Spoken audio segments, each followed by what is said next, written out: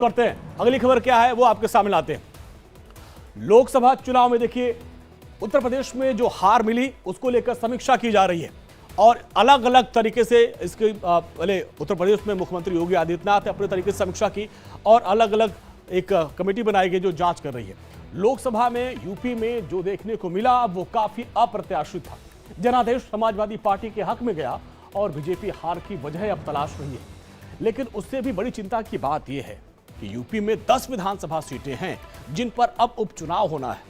2027 से पहले ये उपचुनाव काफी अहम माने जा रहे हैं। 9 सीटें इसलिए खाली हुई कि 9 विधायक सांसद बन गए, लोकसभा पहुंच गए, जबकि एक सीट इरफान सोलंकी की है जिनको 7 साल की सजा का ऐलान हुआ है, जिससे उनकी सदस्यता खत्म हो चुकी है। ऐसे में विधानसभा की इन 10 सीटों पर उपचुनाव होना है और जिसके जीत के लिए हर पार्टी पूरा जोर लगा रही है। बीजेपी यूपी में मिली हार की समीक्षा कर रही है। इस संबंध में एक रिपोर्ट भी तैयार की गई है जो लोगों के बीच 25 जून तक सामने आ सकती है। इसमें हार की वजहें बताई गई हैं। बीजेपी अध्यक्ष जेपी नड्डा ने इससे पहले यूपी प्रदेश अध्यक्ष भूपेंद्र चौधरी को दिल्ली तलब किया। दोनों के बीच करीब 35 मिनट तक मीटिंग चली। सूत्रों के मुताबिक पार्टी के केंद्रीय मुख्यालय में दोनों नेताओं के बीच सबसे अधिक चर्चा अयोध्या की हार और वाराणसी में प्रधानमंत्री नरेंद्र मोदी के जीत का अंतर कम होने को लेकर चर्चा हुई।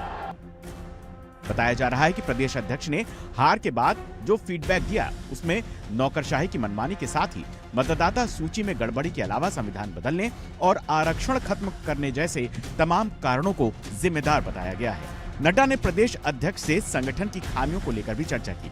उन चेहरों की भी चर्चा की गई जिन लोगों ने भितरघात किया। राष्ट्रीय अध्यक्ष ने जल्द ही ऐसे लोगों को चिन्हित करके उनके खिलाफ कार्रवाई करने का संकेत दिया है। ये भी माना जा रहा है कि भाजपा का शीर्ष नेतृत्व 15 जुलाई के बाद यूपी संगठन में बदलाव कर सकता है।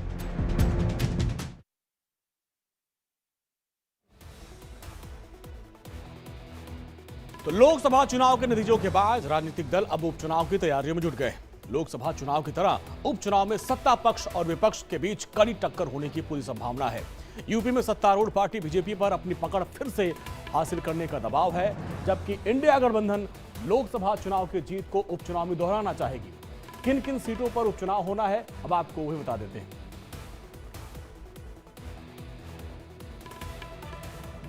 करहल से अखिलेश यादव विधायक थे, कन्नौज से सांसद वो बन गए तो ये सीट खाली हो गई। इसके अलावा मिल्कीपुर से अवधेश प्रसाद विधायक बन गए, फैजाबाद से सांसद बने तो ये सीट खाली हो गई। कटहरी सीट से लालजी वर्मा विधायक थे, अब अंबेडकर नगर से सांसद बन गए, इसलिए सीट खाली है। कुंदरकी से जियाउर रहमान बर्क विधायक थे और अब वो संभल से सांसद बन गए। खैर से अनूप वाल्मीकि विधायक थे, अब हाथरस से सांसद बन गए, ये सीट खाली है। गाजियाबाद से अतुल गर्ग विधायक थे, अब वो गाजियाबाद से सांसद बन गए हैं, इसलिए सीट खाली है, यहाँ पर चुनाव होगा। मीरापुर से चंदन चौहान विधायक थे, अब बिजनौर के सांसद बन गए हैं। फूलपुर से प्रवीण पटेल विधायक थे, अब वो फूलपुर के सांसद बन चुके हैं। इसके अलावा मझवा से विनोद कुमार बिंद विधायक थे, अब वो भदोही से सांसद बन गए हैं। सीसामऊ से इरफान सोलंकी विधायक थे, उनको 7 साल की सजा हुई है, उनकी सदस्यता रद्द हो गई, जिसकी वजह से ये सीट खाली है। ये वो 10 सीटें हैं जिस पर उपचुनाव होना है।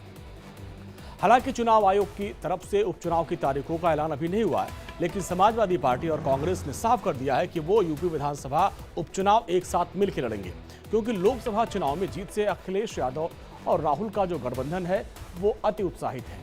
10 विधानसभा में से करीब 5 सीटें समाजवादी पार्टी ने 2022 में जीती थी, जबकि एक सीट राष्ट्रीय लोकदल को मिली थी जो उस समय सपा के साथी थे, गठबंधन का हिस्सा थे। इसके अलावा बीजेपी ने 3 सीट जीती थी और एक सीट बीजेपी की सहयोगी यानी निषाद पार्टी के खाते में गई थी। तो यूपी विधानसभा के विशेष सचिव ने बताया कि 10 सीटों पर रिक्तियों की सूचना चुनाव आयोग को भेज दी गई है और इन सीटों पर 6 महीने के भीतर उपचुनाव कराए जा सकते हैं और जिसको लेकर सारी तैयारियां हर पार्टी कर रही है। उपचुनाव को लेकर बीएसपी खेमे में भी खलबली मची है। सूत्रों से मिल रही जानकारी के मुताबिक यूपी में सभी 10 सीटों पर होने वाले उपचुनाव में बीएसपी अपने उम्मीदवार उतारेगी और जिसकी घोषणा आनंद करेंगे, क्योंकि आनंद को मायावती ने एक बार फिर से बीएसपी का नेशनल कोऑर्डिनेटर बना दिया है। लोकसभा चुनाव के बीच मायावती ने आनंद को उनके पद से हटा दिया था, सभी पदों से हटा दिया था और आज लखनऊ में पदाधिकारियों की बैठक में आकाश आनंद पहुंचे। मीटिंग से पहले आकाश ने मायावती के पैर छुए, बुआ ने उनको आशीर्वाद दिया। बैठक में मायावती के भाई आनंद कुमार भी शामिल थे। बसपा में अब से टिकट बंटवारे से लेकर प्रचार तक की जिम्मेदारी आकाश आनंद ही संभालेंगे। इतना ही नहीं, आकाश पहले समीक्षा नहीं करते थे, लेकिन अब वो समीक्षा बैठक भी करेंगे।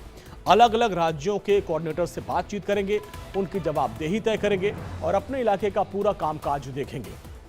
इस बार आकाश आनंद को नेशनल कोऑर्डिनेटर बनाकर पूरे देश का जिम्मा सौंपा गया, यानी उनकी जिम्मेदारी पहले से अधिक बढ़ गई है।